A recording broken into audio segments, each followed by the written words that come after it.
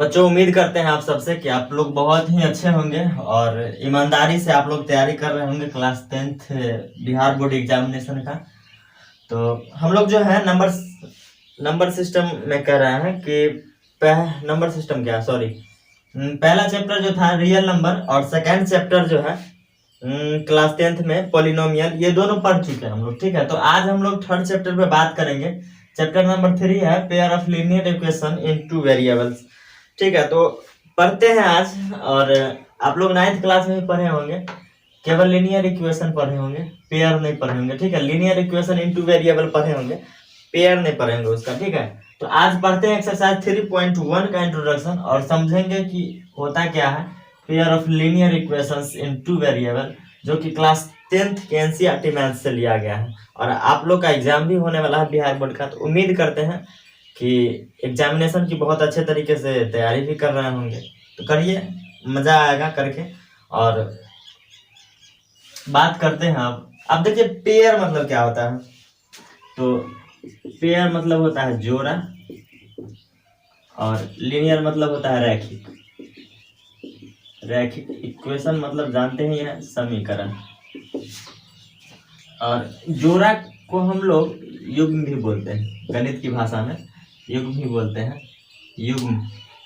और जोड़ा तो होता ही है। टू मतलब आप जानते ही हैं, दो होता है, वेरिएबल्स मतलब आप जानते भी हैं, इन ऑफ क्या जानिएगा। ठीक है, ये सब भी आप जानते होंगे, इतना ज़्यादा जरूरी नहीं है। तो दो चर वाले रैखिक समीकरण युग्म, इस चैप्टर का जो नाम है दो चर वाले रैखिक समीकरण युग्म।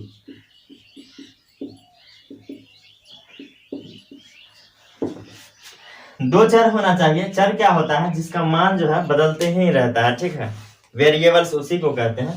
जैसे एबीसीडी के किसी भी लेटर से हम उसको डिनोट करते हैं, एक्स वाई जेड हो गया, एबीसी कुछ भी। तो दो चर होना चाहिए और रैखिक होना चाहिए, मतलब कि चर का जो घात है वो एक होना चाहिए, एक से ज्यादा नहीं होना चाहिए। और समीकरण तो जानते ही हैं, और जोड़ा में होना चाहिए। ठीक है, तो बात करते हैं सबसे पहले लीनियर इक्वेशन इनटू वेरिएबल, फिर हम पेयर पे बात करेंगे। ठीक है ना, तो लेते हैं linear equation. Pair of linear equation into variables क्या होता है, तो आप लोग तैयार हो जाइए, पढ़ते हैं। अब देखिए इसका जो है, एक हम इधर से लिखने का स्टार्ट करते हैं। ax plus B Y plus C equal to 0। ax plus B Y plus C equal to 0। और इसको जो है हम लोग 7 या 8 में पढ़े होंगे, इसको समता कहते हैं, समता। तो और ये अगर नहीं देंगे तो ये इक्वेशन नहीं बनेगा। इक्वल टू क्या हो गया? 0 हो गया। जहां ए बी और सी वास्तविक संख्या है। कौन सी संख्या है? वास्तविक संख्याएं हैं। वास्तविक संख्या मतलब समझ जाइए कि रियल नंबर है। और एक बात और,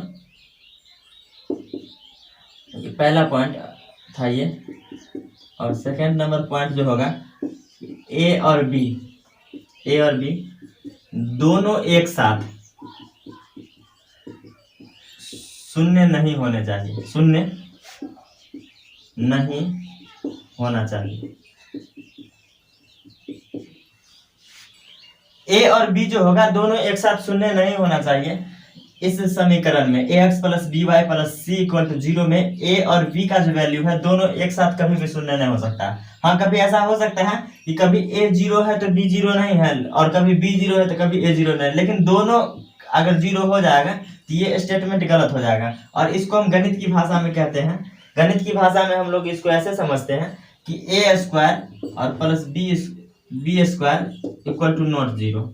ठीक है, इसको हम लोग गणित की भाषा समझते हैं कि a square plus B square equal to not 0। अब देखिए हम लोग एक एग्जांपल लेंगे और फिर समझेंगे कि होता क्या। अगर हम लोग ए का मान भी 0 ले लें और बी का मान भी 0 ले ले और सी का मान कुछ ले लेते हैं। हम ए और बी पे डिस्कस कर रहे हैं कि ए और बी दोनों एक साथ शून्य नहीं होना चाहिए, लेकिन ले करके देखते हैं कि अगर ए और बी दोनों अगर एक साथ 0 लेते हैं तो फिर क्या होता है। सो देखिए, तो ए एक्स प्लस बी वाई और प्लस सी इक्वल टू 0 है ना। तो ए का वैल्यू 0 है तो ये 0 हो जाएगा, 0 होगा कि नहीं। ए 0 को आप x से गुना करिएगा, 0 को आप x से गुना करिएगा, प्लस 0 को y से गुना करिएगा। फिर c का वैल्यू क्या है, c का वैल्यू हम कुछ ले लेते हैं 5, 5 इक्वल टू क्या 0। तो ये 0 प्लस 0 और प्लस 5 इक्वल टू 0, मतलब 5 इक्वल टू 0। ये आपका क्या है, असत्य कथन देता है ना, फॉल्स स्टेटमेंट देता है।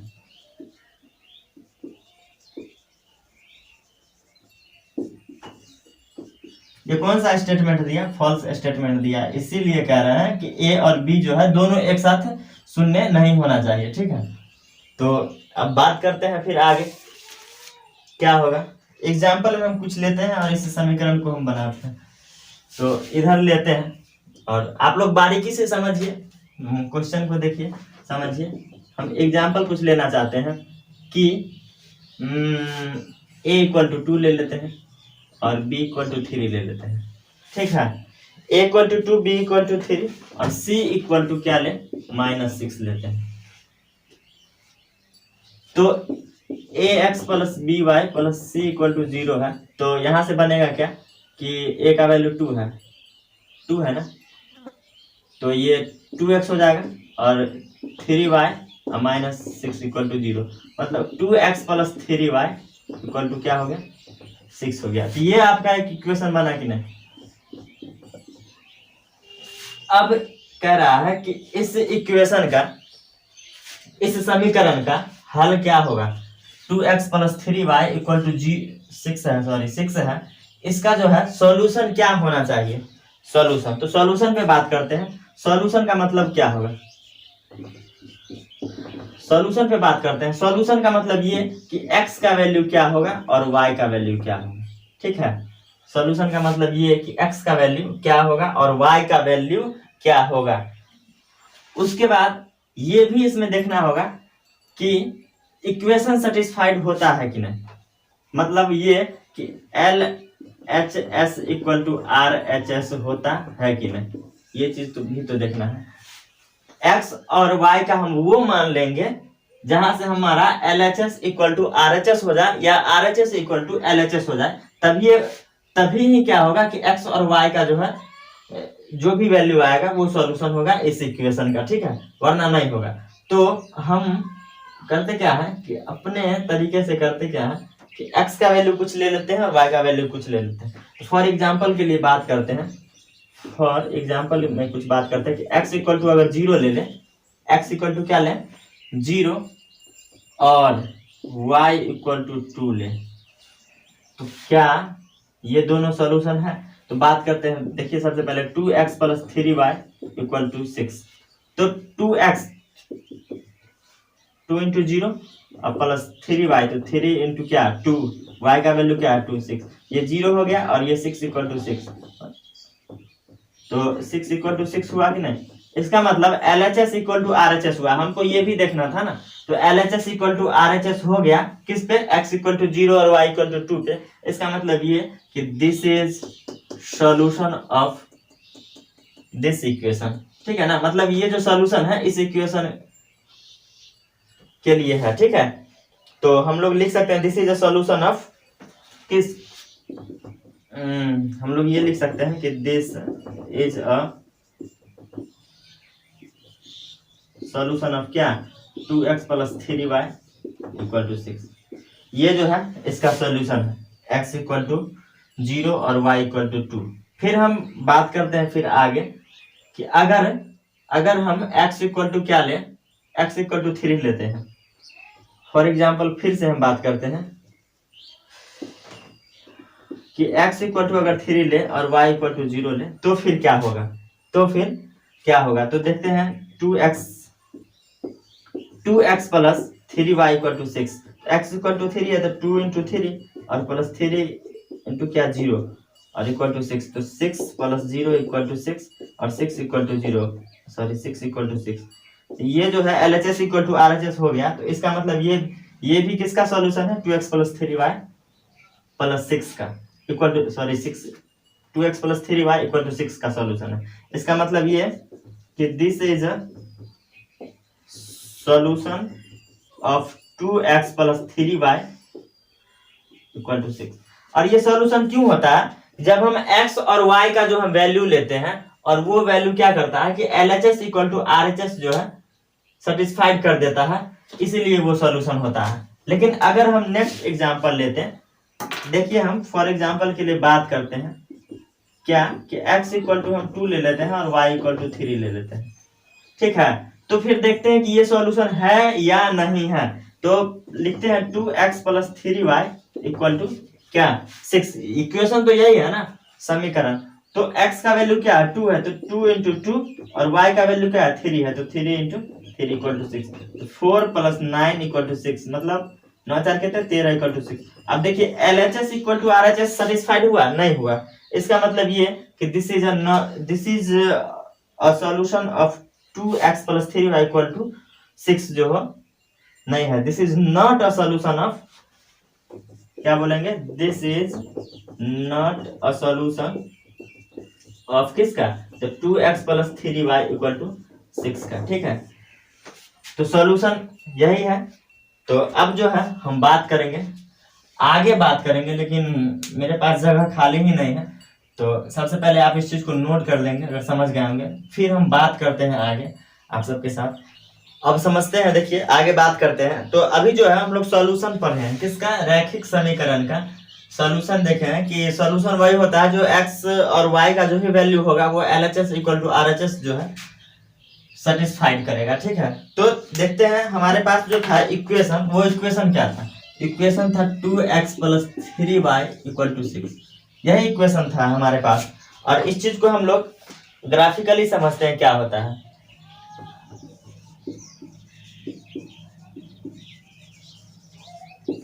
इस चीज को हम लोग क्या समझेंगे, ग्राफिकली समझेंगे कि ग्राफ में हम लोग इसको किस तरीके से ले सकते हैं। तो ये जो इक्वेशन है 2x plus 3y equal to 6 है। अब देखिए एक हम बॉक्स लेते हैं, ठीक है, एक क्या लेंगे, बॉक्स लेंगे, और इस बॉक्स में क्या करेंगे कि एक x इधर और एक y इधर। तो हम सबसे पहले क्या करेंगे, x इक्वल टू हम 0 लेने पर क्या करें, x इक्वल टू अगर 0 लेंगे तो y का वैल्यू क्या होगा, तो 2x plus 3y equal to क्या है 6 है। तो 2x plus 3y equal to 6 है, तो अगर x का वैल्यू 0 है तो ये 0 हो गया, और प्लस 3y इक्वल टू 6, तो 3y इक्वल टू 6 जो है मतलब y का वैल्यू क्या होगा 2। तो यहाँ से आपका जो है निर्देशांक निकलता है वो होता है 0,2, क्योंकि सबसे पहले तो x होता है ना, आप नियामक ज्यामिति पढ़े होंगे क्लास 9th में, तो पहले x फिर y, x, y, तो x नियामक पहले और उसके बाद y नियामक। तो x नियामक क्या 0 और y क्या 2 है, तो 0,2 हमको मिला, x इक्वल टू 0 लेने पर 2 मिला, x इक्वल टू 0 लेने पर क्या मिला 2, और फिर हम अब y इक्वल टू हम 0 लेते हैं, तो y इक्वल टू 0 लेने पर देखते हैं क्या मिलता है। तो 2x plus 3y equal to 6 है, तो 2x ही रहेगा, और 3y है तो 3y है क्या 0 हो जाएगा, तो 2x और ये पूरा 0 हो गया तो खत्म, तो 2x इक्वल टू 6, तो x इक्वल टू क्या 3। तो यहाँ पर आपको 3,0 मिला, 0,3 नहीं 3,0, क्योंकि पहले x नियामक उसके बाद y नियामक, तो आपको 2 मिल गया, और 0,2 और 3,0, और यहाँ से ही आप एक लाइन खींच सकते हैं कहाँ, ग्राफ में। तो सबसे पहले ग्राफ में हम लोग सबसे पहले लेंगे क्या, सबसे पहले x एक्सिस लेंगे फिर y एक्सिस लेंगे, मतलब एक भुज और एक कोटि तो लेते हैं ना। तो सबसे पहले हम डालते हैं इस चीज को इधर लाइन खींच करके, ठीक है, टेढ़ा हो गया,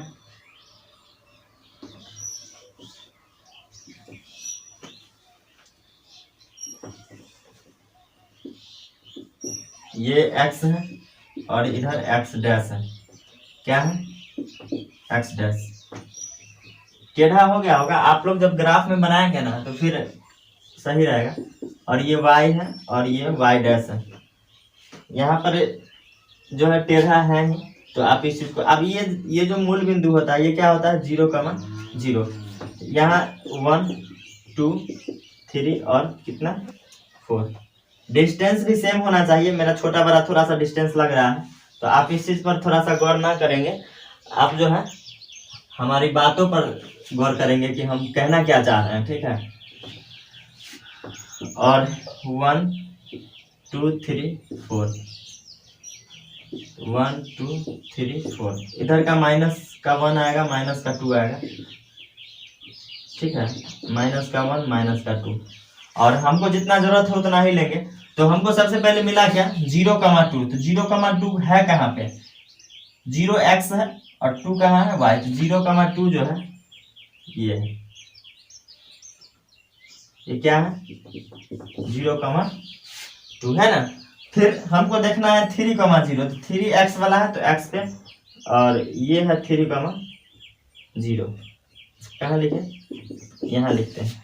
अब इन दोनों पॉइंट्स को आप ले करके, इन दोनों पॉइंट्स को लेकर के आप एक लाइन खींच सकते हैं, ठीक है, आप एक लाइन खींच सकते हैं। तो इन दोनों पॉइंट को मिलाते हैं, थोड़ा सा टेढ़ा होगा लेकिन अब समझिएगा इस चीज को, इसको थोड़ा सा आगे और बढ़ा देते हैं, और इसको भी टेढ़ा हो गया, कोई बात नहीं।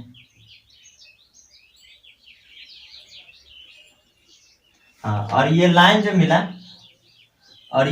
मिला, इस लाइन का जो इक्वेशन है वो है 2x + 3y = 6, यही इक्वेशन है, ठीक है।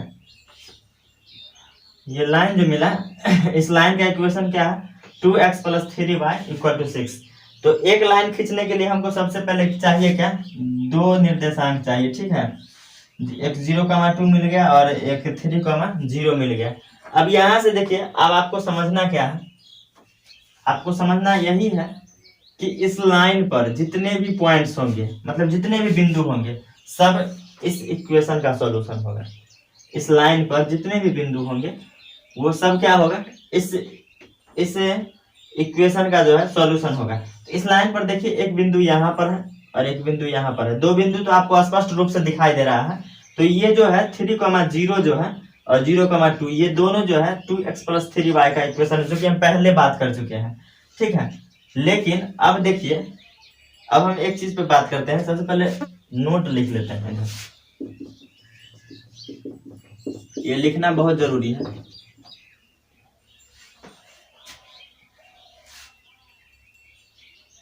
ये बात लिखना बहुत जरूरी है, आसान भाषा में लिखते हैं कि आसान भाषा में क्या लिखे कि इस लाइन से गुजरने वाले जितनी भी बिंदु होगी, इस लाइन पर, लाइन मतलब क्या, रेखा ना, इस लाइन पर जितने भी बिंदु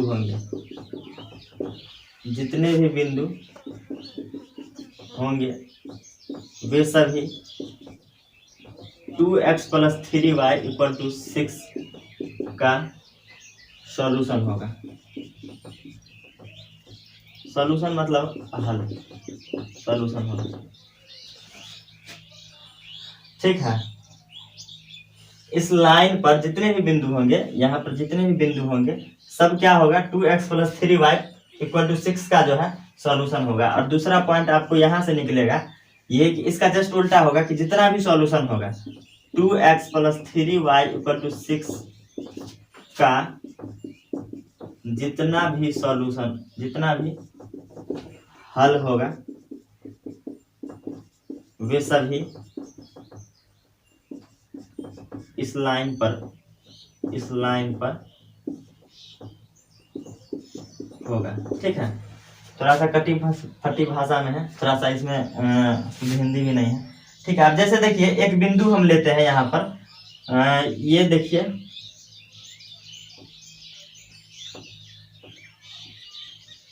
ये जो है ये क्या है 1,1 है, ये बिंदु क्या है 1,1 है, ये एक बिंदु है, ठीक है।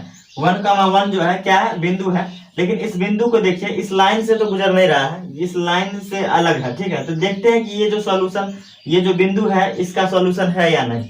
तो हम अभी क्या लिखे हैं कि इस 2x, इस लाइन रेखा पर जितने भी बिंदु होंगे वे सभी इसका सॉल्यूशन होगा, लेकिन इस बिंदु तो इस पे नहीं है, तो इसका मतलब क्या है कि 1,1 जो है इसका सॉल्यूशन नहीं होगा। तो चेक कर लेते हैं। तो 2x यहाँ पे चेक करते हैं, 2x + 3y = 6 है। तो यहाँ पर 1,1 का मतलब क्या, x = भी 1 है और y = भी 1 है। तो 2 × 1 और जो 3 × 1 6, तो 2 × 1 2 होगा, 3 × 1 3 होगा, तो 5। बोलिए ये RHS = LHS है नहीं। और जब RHS = LHS को सेटिस्फाइड नहीं कर रहा है, इसका मतलब ये कि सॉल्यूशन नहीं है। तो आप इस चीज को समझ भी गए होंगे अच्छे तरीके से। और मेरा कहना यही होता है कि आप बस चीजों को समझे, कॉन्सेप्ट को समझे, ठीक है। जब आप कॉन्सेप्ट को समझिएगा, जब आप इंट्रोडक्शन पार्ट पढ़ते हैं, उस चीज को जब आप समझते हैं, तो क्या होता है कि आपको कहीं भी प्रॉब्लम नहीं होती है क्वेश्चन बनाने में, या ऑब्जेक्टिव सब्जेक्टिव या किसी भी टाइप का क्वेश्चन हो, आपको बनाने में प्रॉब्लम नहीं होगा। और इंट्रोडक्शन पार्ट को अच्छे तरीके से पढ़ने का मतलब ये है कि आपका जो ऑब्जेक्टिव जो होता है बहुत ज्यादा मजबूत हो जाता है। और आपके बिहार बोर्ड एग्जामिनेशन में यही होता है कि 50% नंबर जो है आपको जो है ऑब्जेक्टिव से ही मिलता है। 50% नंबर जो है आपको ऑब्जेक्टिव से ही मिलता है। और ऑब्जेक्टिव कहाँ से आपको आएगा, जब आप इंट्रोडक्शन पार्ट को बढ़िया तरीका से पढ़िएगा तब ऑब्जेक्टिव आएगा समझ में, ठीक है। तो ऑब्जेक्टिव भी बहुत ज्यादा मायने रखता है और 50% होता है, मतलब कि 250 नंबर आप तो ऑब्जेक्टिव से ही ला सकते हैं, बस थोड़ा सा मेहनत करिएगा तो अब हम बात करेंगे नेक्स्ट टॉपिक पे, आगे बात करेंगे। तो उससे पहले कि आप इस चीज को नोट कर लेंगे।